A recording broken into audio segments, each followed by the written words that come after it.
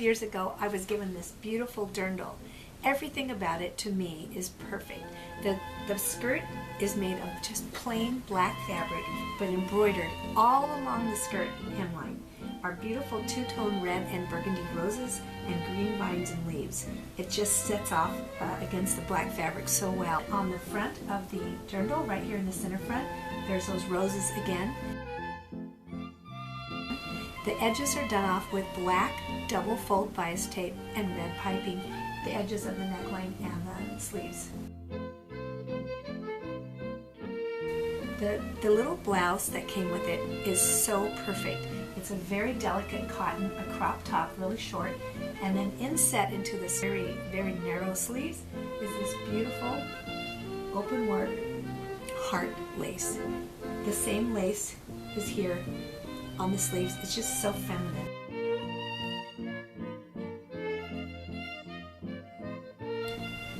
And the apron is a beautiful red sateen, kind of a cotton with a border eyelet. It's scalloped on the bottom with little open work flowers.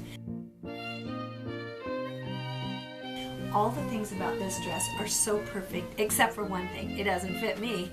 So I wanted to make one like that. As you see, I have a dress on kind of similar. I went hunting to see if I could find some fabric that maybe had red roses on a black background. I didn't find that, but I did find red poppies on a black background. I thought this would be pretty good, so I sewed this onto a black fabric and I made my skirt.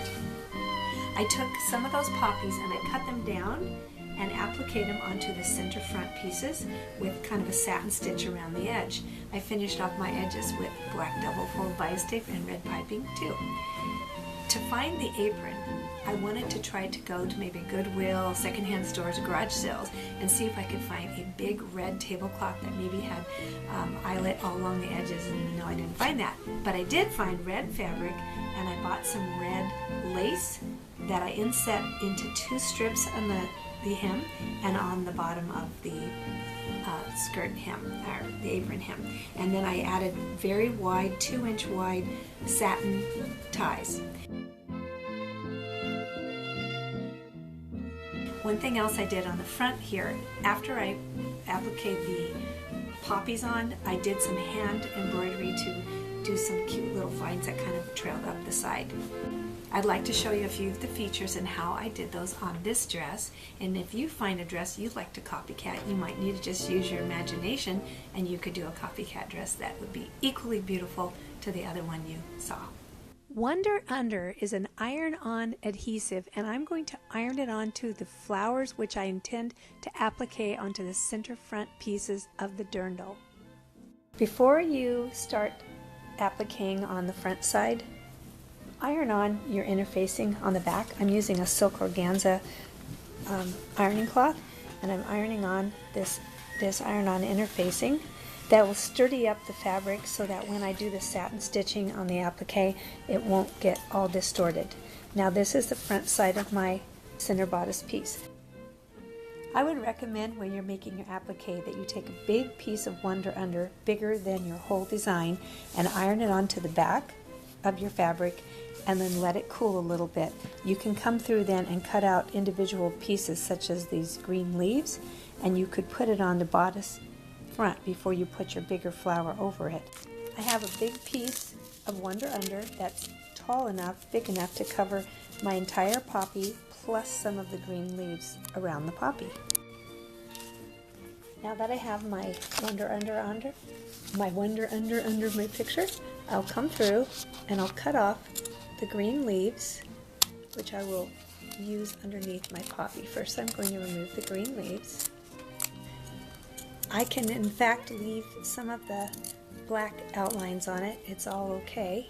I can even leave some of the red under it. It's going to be peeking out from behind the applique anyway.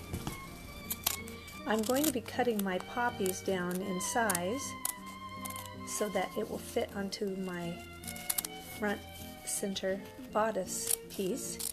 If your design is the right size exactly, you don't have to do this.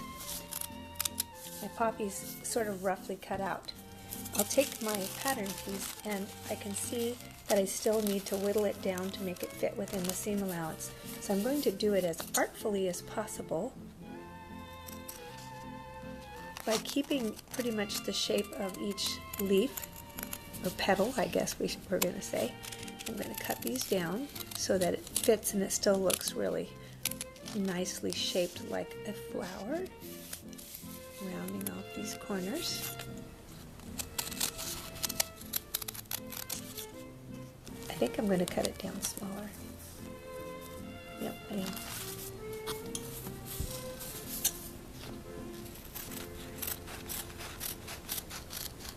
Going right here.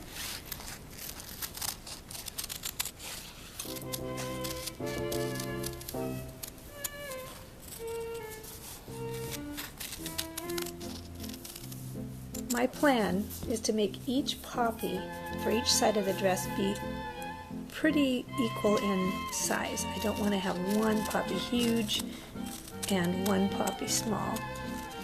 So I followed the lines of the flower to make it look the best I can. You have to peel off the paper backing. So here's my first piece of paper backing that's coming off. And I'll put this piece probably about right there. Here's my flower, and that green, now that I've snipped the flower down into size, the green leaves are going to go around the flower in different directions. So I'll peel off all of this adhesive. I've placed all of my green leaves on the bodice front now. I'm going to remove this flower, and I'll come through with my silk organza ironing cloth, and I will iron this on in just a few seconds. Since I've ripped off all the paper backing to the green leaves, they will be forever adhered to the bodice front. Those are all stuck on real well now. After all the green stitching is done with the machine, then I would come through and iron down the poppy applique and do that stitching. When I made my dress, I came through and sewed all of the pieces together along the edges, all the double fold bias tape and piping on the edges, and then I hand stitched all of my little extra vines. So if you see a dress that has beautiful embroidery and you think you'd like to have one like that, but it's a little too expensive, maybe you just have to think outside the box and be on the hunt for some fabrics that would have those colors that you love in the fabric and do something like what I did.